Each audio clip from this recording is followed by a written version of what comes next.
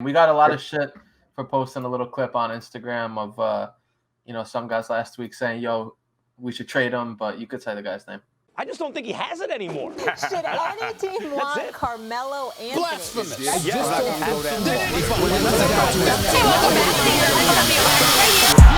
sir, Carmelo. What's going on, everybody? Welcome back to another episode of Control the Narrative, a podcast where we control the narrative that the media creates.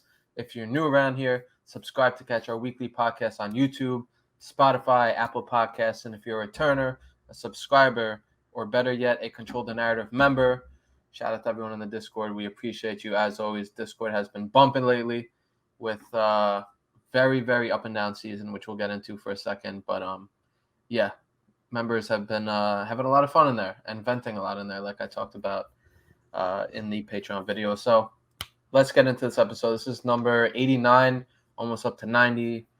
Then 100 is in our front site. We're almost there. 11 episodes to 100. So tonight's episode, we have a special guest. Always, I say this every week. We have special guests every single week. This man is a Control the Narrative veteran. He has been a Carmelo Anthony fan for quite some time. And I'd like to also add that he is the owner of Significant 7. Manny M. How you feeling, bro? Yo, what's happening, bro? Yeah, I just gotta say, this is episode maybe like 3, 4 for me, the documentary, and I don't know how you always come up with a better introduction, bro. Dude, that's why I gotta go like at least a month or two before having you on again, because I'm like, all right, I know I gotta fucking amp this shit up from last time, so that's why I don't hit you every single week, or else you know I would. But thanks for taking some time. Definitely, bro. Nah, I mean it's long overdue. We've been trying to get this.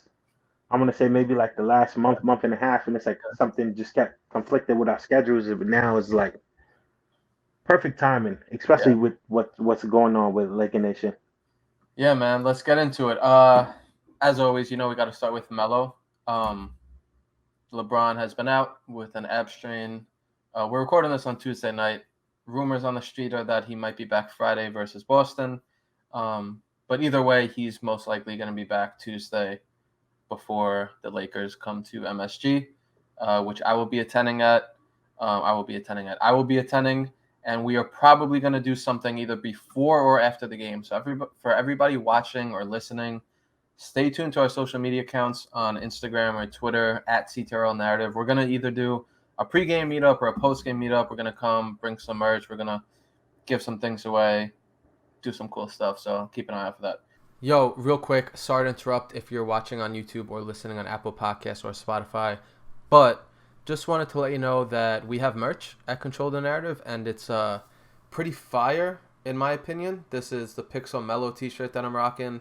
Anything from Cuse Melo to New York Melo, Hoodie Melo. On this shirt, we got Scapegoat merch, we got Blackball merch, we got just regular Control merch. Shop CTRLthenarrative.com. T-shirts, hoodies, hats, beanies, stickers. Shop CTRLthenarrative.com. I think I got my point across. Go check it out. I bet you'll find something you like. Appreciate the support as well. Obviously, the merch sales help us fund these podcast episodes that we get to record every single week. So appreciate you. And back to the show. Like I was saying, LeBron has been out. So the past 2 games, Carmelo Anthony has been starting. So there's this whole starter Melo versus off the bench Melo thing going on. And Manny, I just want to know your thoughts on each of them. My thoughts on each of them is let's start with starting first. Starting, I don't really have a problem with it. It's just I feel like the people that are around him are just not fitting at the moment. I feel like depending on how they have the rotations, who's alongside him, all depends on the production. As far as starting, it hasn't been the best in the sense. The 2 games that he started, you got THT coming back, and he's trying to find his groove because he was looking to have a monster year. Obviously, a younger player trying to prove himself. So I mean, things have been a little bit less productive for Melo. But of course, we're seeing he's starting, but it's a whole effect into it where we've seen less touches, not the right usage. Um, and then that's what brings us to the bench, where it seems like the bench is better. It's just the flow is better for him, the way the offense is going. And then it's just like he's the only real bucket getter on that team. I mean, you got other guys that get buckets, but not like someone that's top 10 scoring. 9. So you know what I'm saying? So it makes a huge difference. Um, but whether starting or off the bench, I feel like he could be very productive. It's just all about the pieces that are around him, and the pieces that they've been putting around him in those situations haven't been fitting since Braun has been out. Yep. You got guys that do a lot of things that make you question, like what? You could How say his did you name, make Manny. it? You could say his name. We got a lot of shit for posting a little clip on Instagram of some guys last week saying, "Yo, we should trade him," but you could say the guy's name. I mean, it's I don't want to just hold Westbrook accountable, but in a sense of like you're the point guard, you're supposed to get guys rolling, and you should know, being that this is not your first time playing with this guy. You know what I'm saying? You had a full season with this guy, Right. so you should know, when and where to get him those touches. You should understand the spots that he likes. You should understand that if you can't fucking throw a rock in the ocean, that when it's time for a clutch three, you give someone that's been doing it for 19 years, not just, hey, I'm just gonna save this game. Nah, you save the game by making the right play. Kick that shit, let him drain it, and come on, let's go to the next game after that win. It's been too many games where it's like they shouldn't be in certain positions that they're in. And when you look back, you see Russ with the turnovers, bad decisions, um, AD not willing to sacrifice for the team and play the five, and he doesn't want to, play tough. And you get guys like last night in Chicago, you get guys like 6'5" guarding him, and he wants to face up rather than have his back to the basket. And then you got Melo, the guy playing with his back to the basket that at free will, um, when the refs want to make the correct call, and it's just like, hey, he's the only one getting buckets, but we're not gonna feed him. Like you got to make it make sense. Yeah, man. I think this whole starter Melo versus bench Melo thing is really interesting because obviously we all feel that Carmelo Anthony should be a starter in the NBA, and he's good enough to be a starter in the NBA on a contending team and all this shit. Like, we could talk about that for a while, but whatever I've seen from Melo the past 2 games where he's been starting has just been really, really passive. Like, we hadn't seen him the entire year coming off the bench. He just seems like he's just trying to fit in. It's funny. There was this line of yours from the Black Ball doc. If you haven't watched the Black Ball doc, blackballdoc.com, Manny M is a big voice in it. There was a line that you said where you were talking about OKC, and you were like, yo, when you don't know what you're in there to do, you just try to like fit in the best you can. And I feel like that's what Melo's trying to do when he's starting, is just, all right, I don't want to step on Russ's toes. I don't want to step on AD's toes. Like, I'm just going to run the offense, be very passive. Like, he took 7 shots the other night, and I think he took maybe 9 shots last night. I definitely should have had these stats up before I'm talking about this. But, 7 shots and then 10 shots compared to the other 13 games. He was taking 12 shots a game, all off the bench. So I just feel like he's way more passive. He's just trying to fit in the offense as opposed to being one of the greatest scorers of all time and coming in like he was doing the entire season up to that point where he started starting, and just coming in and hitting threes and getting to the hole. And he was getting some free throws here and there. He had one game where he had 5 free throws. So I think that's just the main thing, where he just seems like he's way more in attack mode coming off the bench. And again, this is 2 games, so we're not saying Carmelo Anthony should never start. Like, of course we want the fucking guy to start, but to your point, it has to make sense in terms of Russ handling the ball and being able to find him versus, playing more minutes with Rondo, and obviously when LeBron comes back, trying to pair them together more. So I think either if he's able to figure out how to play within the offense but also look for his shot while he's starting, or just being like, I mean, it's not really his choice whether he's starting or coming off the bench, but it's either that or come off the bench and just be like, yo, fuck it, I'm going to come in here and just score. And he had that 6-game stretch where he was putting up over 20 points a game. I feel like it's one or the other. And I just feel like if he continues to start, especially when LeBron's out, but when LeBron comes back, he's probably not going to be starting, then it's something he would need to fix a little bit of just the mindset of, yo, I'm coming in here to score. That's what they signed me up to do. Now, I mean, I totally agree. I don't think that he has an issue doing that.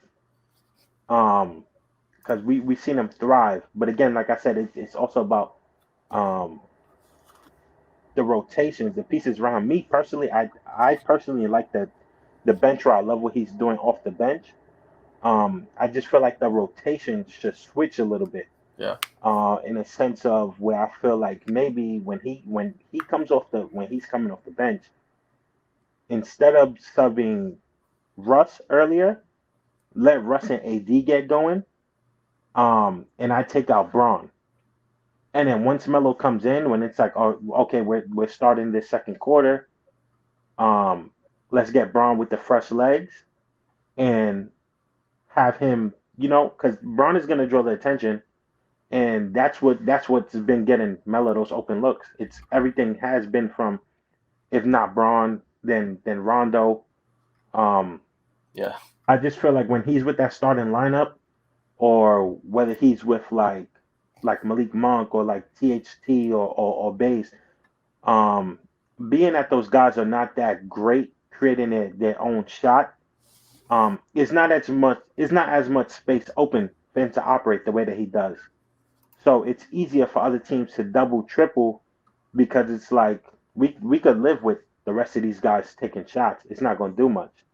But when you have someone like a mastermind in the way that Braun is for the game, the way he knows how to manipulate the game, then it's more of a threat for the defense. So I feel like that's why like Melo has been able to thrive. I don't think it's not just with starting or off the bench. It's just who he's with. I think that's the main concern. All right, so we'll kind of get into that with like why has his production fallen off lately? It's obviously hasn't been just because he's coming off the bench. So what you're saying is you think Melo's production has fallen off lately because of who he's playing on the court with, and a big part of that is LeBron not playing and not being healthy. Yeah. Okay. Pretty much. I mean, we had LeBron not playing, not being healthy. I think we maybe seen maybe like 2 or 3 DMPs from Rondo, and those are like very high IQ guys, and they seem to be the 2 guys on the team that is like, when we're looking for Melo, like where's Melo? We gonna get him open, or are we gonna get him in that spot that he wants to be in?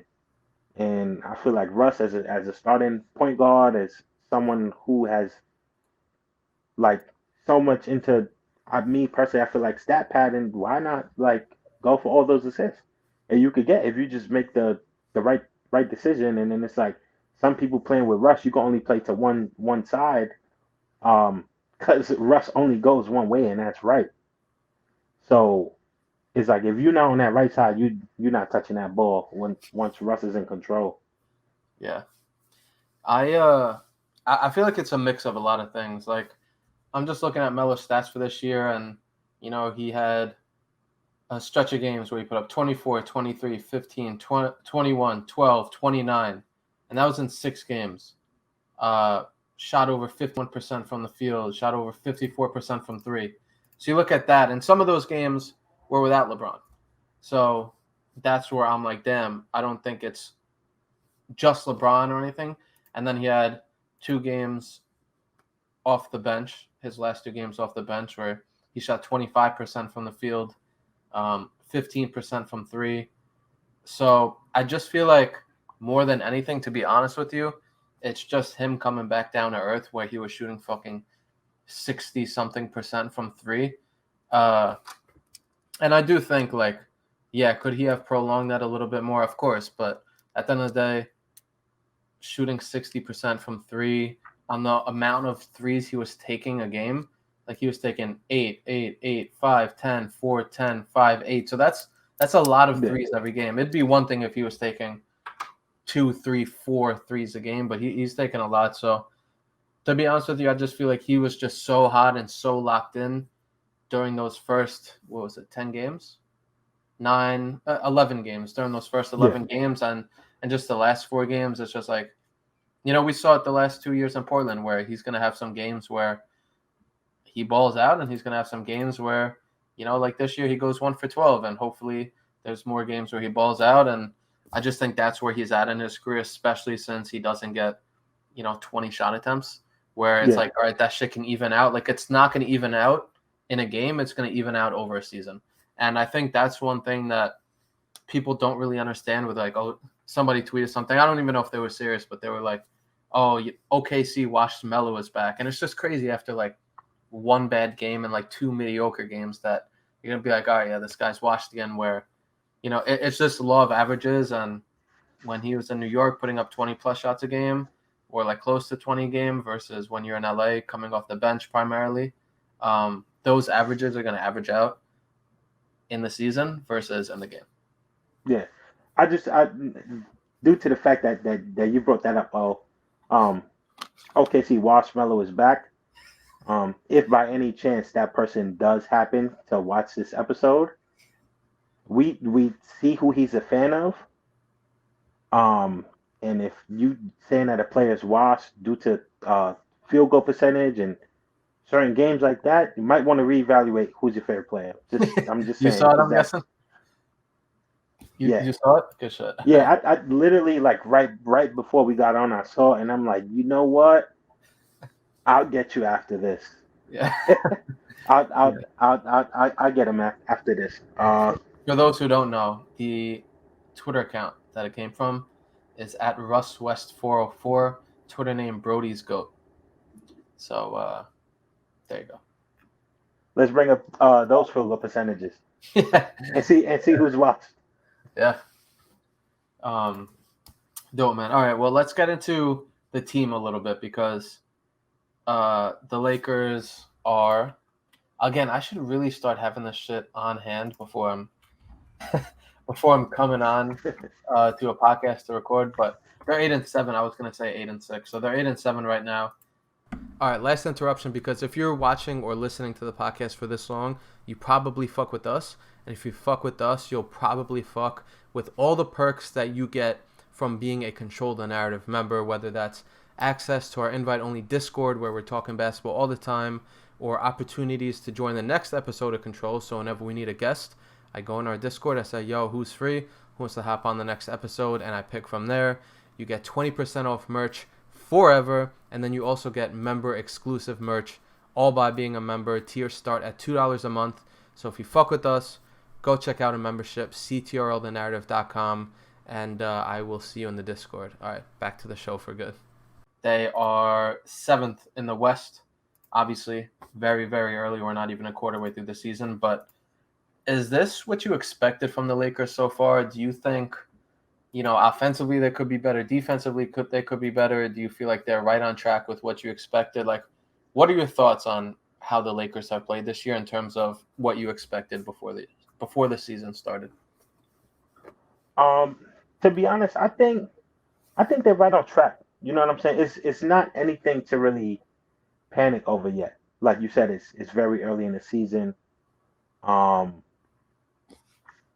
top of that, it's like you have a bunch of new guys. You have like certain guys that are trying to prove themselves. You have returning guys that were on that championship team. And it's a lot of veteran leadership. Minor miscommunication on certain plays. The defense could be way better. But one thing I feel like is I don't feel like anyone has an issue addressing anyone in that locker room. So like I feel like eventually everything is gonna come together. They're not as healthy as we expected at the moment. We had THC was out for some time. Braun is out for the time being. You still got Kendrick Nunn missing. Ariza. Ariza's still missing, and we're just like praying that nothing happens to AD and Braun for the rest of the season. Make sure that they healthy. But I would say it's not really nothing to worry about. Like I'm not stressed about it. We've seen championship teams start off like this, like you know what I'm saying. So it's just a time they'll figure it out. Coaches got to get to fully understand these guys. Um, and then at every game is a new approach, a different approach. So it's just taking time. I think to me it doesn't even matter where they end the season as long as you avoid playing tournament when things come full circle and like you never really see it what a team is really going to be till after All Star week. So after All Star week, I'm pretty sure that those guys are going to lock in, and from there it's like I bet we know what we're playing for. This is enough time to get things figured out, um, and just activate that playoff mode and just lock in mentally and physically. They're gonna get rolling. I'm not stressing about it. Do So you think that it's a switch that can be flipped and like that's it? Like let's say come March, do you think they could just be like, all right, it's time to go, and that they'll just be okay? absolutely, I think easily just for the sense of the veterans that are on that team and everyone knows what they're there for. Like we heard Melo speak about it before the season. He was doing like a whole lot of like interviews and stuff like that, and he was on a book tour and people asking him questions. Like is this like win or go home? And he's like, yeah, this is win or go home. Like it's win it or bust. You know what I'm saying? And like I'm all these guys. They want rings. I'm pretty sure AD wants number two. The White wants number two. We know Dwight wants our guy. He three. he needs one. Would it be three for Dwight? Two. I don't think he Yeah, won, no, but yeah, besides that, no, 11. yeah. So it'll be two for him and then three for Rondo. So you know what I'm saying? I mean, I'm not stressed, bro. Yeah. I'm just very positive about this year. I'm not gonna let no negative energy into this. Yeah, bro, it's just going forward. I say come March we see a whole new Lakers squad. Yeah, we may see like a couple new faces, but I feel like guys are gonna be locked in. Like that's where it's like, all right, we really have no room for mistakes. Like so, All-Star break, tighten shit up, and let's roll. I I'm a little nervous. I like you said, coming into the season, I didn't think that they were gonna come in and just fucking take off just because I think they said 3 guys returned from last year, maybe like 4 guys returned from last year. So they could all be veterans. It doesn't matter. It's still gonna fucking take time to click, unless you're the Chicago Bulls apparently, because they're going the fuck off. But um, yeah, man, I kind of expected a little bit of a rocky start, especially with LeBron being out. Obviously would have preferred him being on the court so that all of them can take time to gel together and it's not Russ, Melo, and AD and the other guys and, THT just rejoining. Kendrick Nunn still hasn't played. So ideally, in my mind, all of them will be on the court. We're not even a quarter way, like I said, through the season. But for me, I think the one thing that makes me the most nervous is the perimeter defense. I feel like they have these guys who they've labeled as 3-and-D guys, whether that's Wayne Ellington.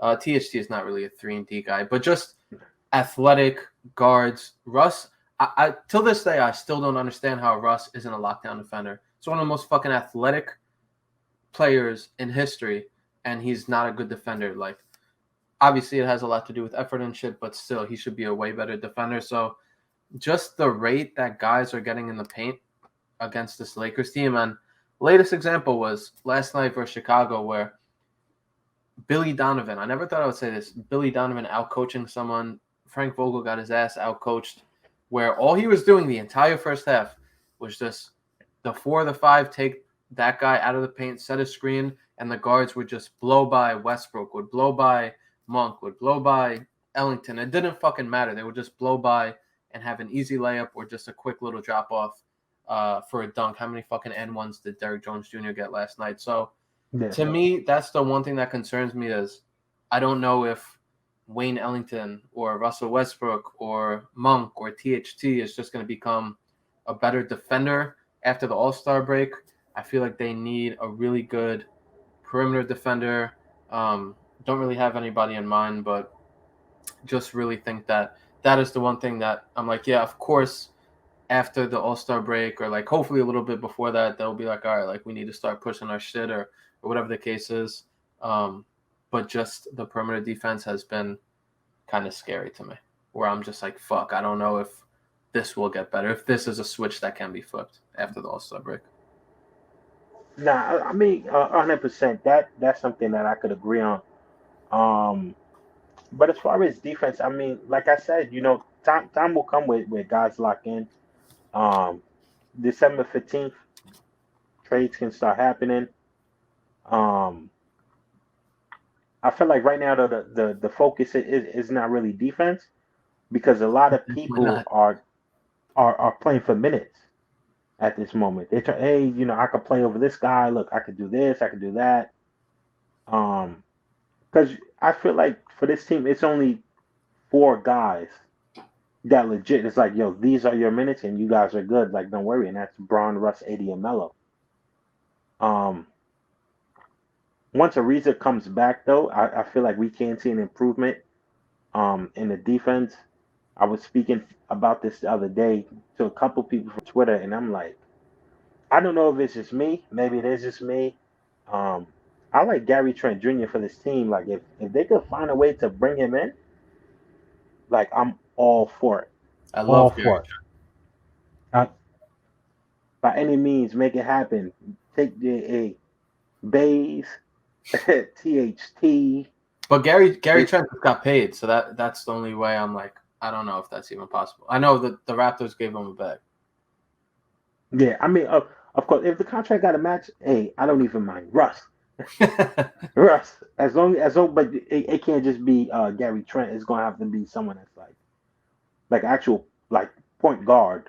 Yeah. That's going, high IQ, make the right plays. Like I wouldn't like I send Russ for Gary Trent Jr. and Dragic, like start Rondo, and then you just have like Dragic off the bench. Come on, man, he's gonna go crazy in that pick and roll. Since we're talking And about this shit, what do you think? I don't even. This is just like a dream scenario for me, but trading Russ for Gary Trent and Rubio.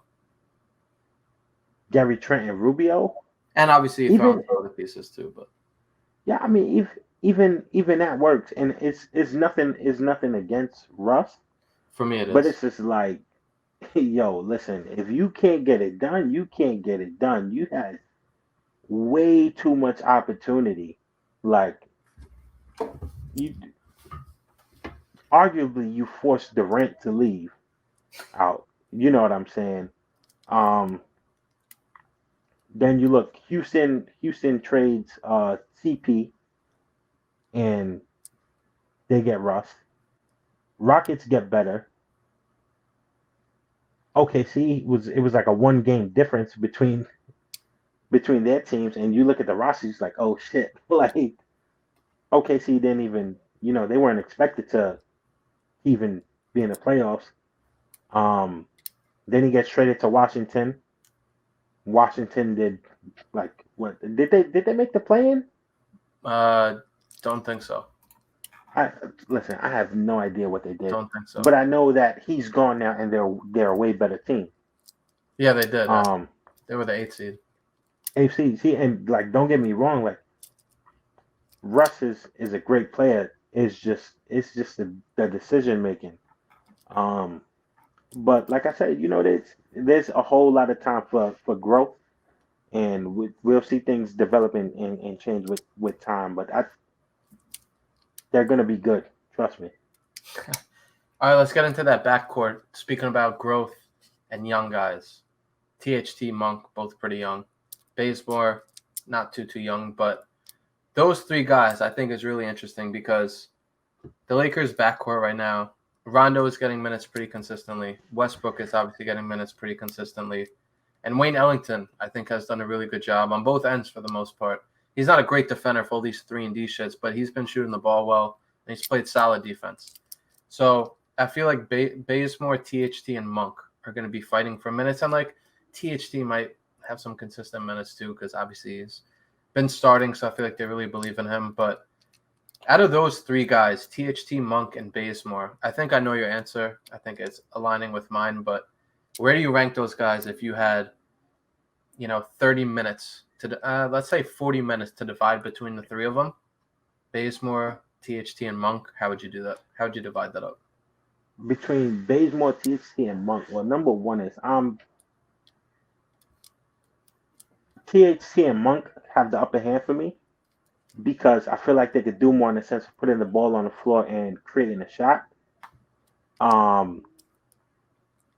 Neither one of them seem to really care about making the right decision. They're more about getting the bucket. And I wish both of them would calm down with that shit because it's like, don't get me wrong, and it's like it's completely understandable. They're younger players, so they're trying to prove themselves. THT is in like year 3, year 4. Monk is like fresh out of Charlotte. He's trying to do something new now. So I understand trying to prove yourself and show the league who you are, but at the end of the day, it's all about making the right decision, being a complete player, and winning these championships. Obviously, that's a team accomplishment. But for me, I definitely go with THT and Monk. But I would give THT more minutes. He's a bigger body, and I feel like he gives them. I don't know. His energy is just wild. I feel like Monk does a little bit too much.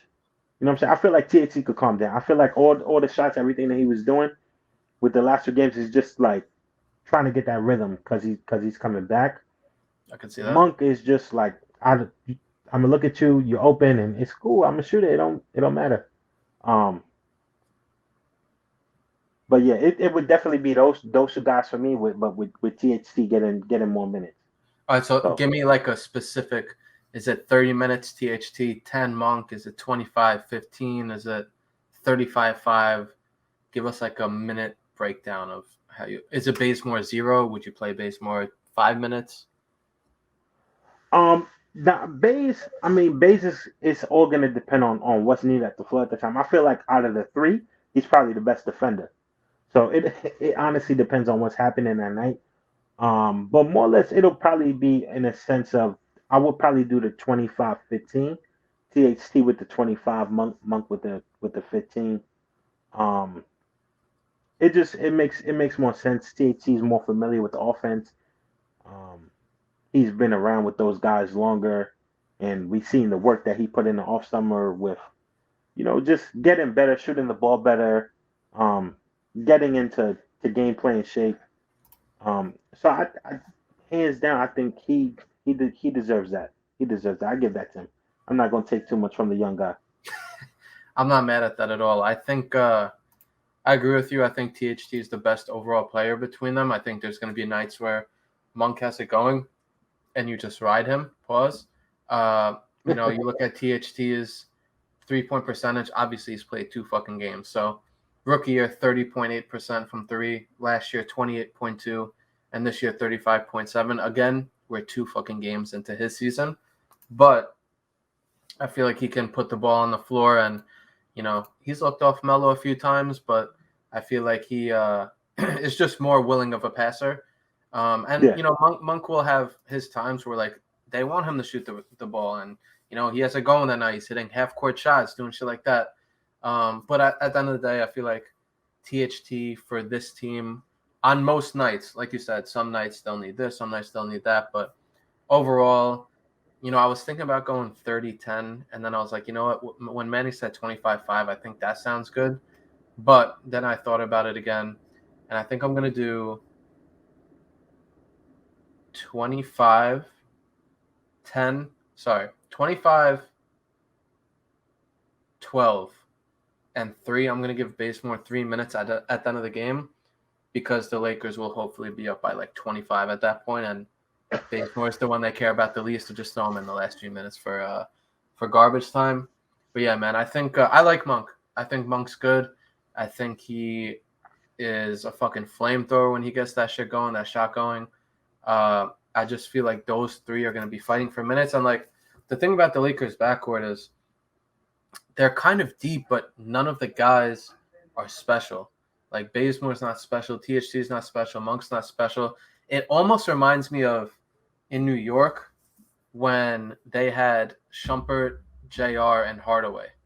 And everybody was like, oh shit, yo, you got this three-headed monster at the two, and not calling this a three-headed monster whatsoever. But it's like, all right, these guys are all pretty solid, but like none of them are, all right, he's easily the best player. Like JR was the best player on one night. Hardaway might be, Shumpert might be on another night when they need a defense. So I think that's just what it comes down to at the end of the day. But either way, I kind of put that question out because I think Wayne Ellington has been doing a really good job shooting the ball, obviously. So it's just like who's going to get the other minutes at the 2/3. Yeah, I mean, we'll figure it out. But this is something I think me and you spoke about this. As man, we spoke about this when we planned for this episode. When we scheduled for this episode, and we were just having a personal conversation, and you had mentioned, do I think Melo's minutes dropped with THC coming back? And I said, nah. If anything, I completely see Baze and DeAndre Jordan out rotation. So happy about that. So for the most part, it looks like that is what it has turned out to be. And then Wayne Ellington, of course, he's getting his minutes because Braun is out, but he is a veteran. He is solid. So we'll see what happens. It's just a waiting game. Yeah, man, and we're gonna be waiting for. I can't believe I'm saying this out loud. Going to be waiting for LeBron James to return, hopefully sooner rather than later. Hopefully Friday, definitely before MSG. On Tuesday, again, if you're watching or listening to this, and you live in New York and you're going to the Lakers-Knicks game or want to do something before/after, again, don't know exactly what yet, stay tuned to us on IG or Twitter. All right, Manny, that kind of does it for episode 89. But as you know, before we let you go, we allow our guests to control a narrative. It doesn't have to be Melo related. It doesn't have to be basketball related. It doesn't have to be sports related. So I'm going to give you the floor for a minute and let you control a narrative. So we spoke earlier. I think it's not much narrative that I do want to control at the moment. I spoke my mind on free this player, free that player. But I want to shout you out though for definitely giving me the platform. You got the shirt on tonight. Obviously one of my first supporters. I got the shirt on too. So yeah, man, this is just something that I created. I've always been into like fashion as far as like streetwear and stuff like that. And obviously this came from, it was just like COVID first happening, and I originally wanted to do a show, which I won't get into too much detail because like it's a possibility that could still be in the works. It's just waiting time, see how things go. So this was kind of like it just came random where it was just like, hey, maybe I should drop some clothes, and things have so far been going great. With the merchandise. So that's pretty much it. Yeah, so you get the name Significant 7. A lot of people think it has to do with the fact that I'm a Melo fan. In reality, it's actually like super far from that. But of course, we're gonna give our guy his flowers regardless. Recently, I was actually we were together, me, you, Johnny. I was able to get Melo a bag of merch for him and Cayenne, and waiting to see if hopefully he puts it on. So far, we've got to see Steven Jackson with the merch on. So the brand is growing. It's been one of the real reasons why it's been so tough for me to get on the episode, doing so much with the brand as far as just like getting everything like documented and making sure that this is something I own and no one could take this from me. So for those that are interested in knowing what the brand is about, how I came up with the brand, the meaning behind the name, you can follow me on Instagram at significant7 with the underscore. The number Um, 7, right? Yes, Significant the number number. 7. Yes, with the number 7, just like how it is here on the shirt. You guys can see it. So yeah, wintertime is coming. It's cold, so we make 1 year on the 30th.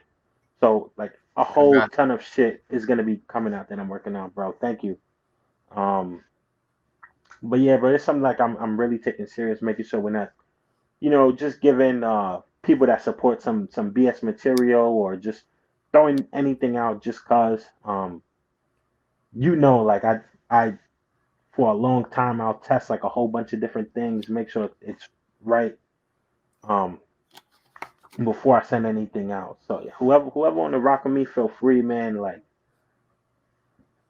this is going to be the new movement. Um and I really need the Lakers to win this championship. I really need the Lakers to win this championship.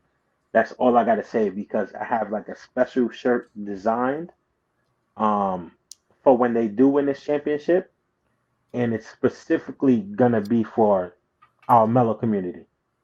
So I need him to get this first one. That's pretty much it. But I think we all do. I think we all need that in our own way. Yeah, if you're watching this on YouTube, we'll have the links in the description. Go check them out on Instagram.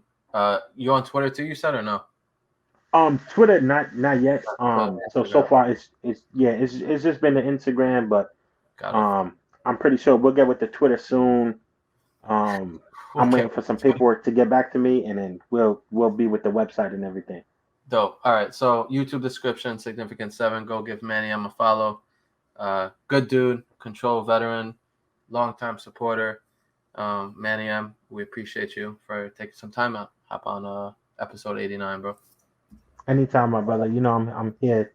You give me that call, we make it happen. Even if it's on a bus, no matter what, right? Yeah, no matter where. If we got to do the bus, we got to do the diner. We make it happen. But Good looks, man. yeah, anytime, my brother. Anytime. It's a pleasure to be on here and speak this with you guys and give something to the community. Always, man.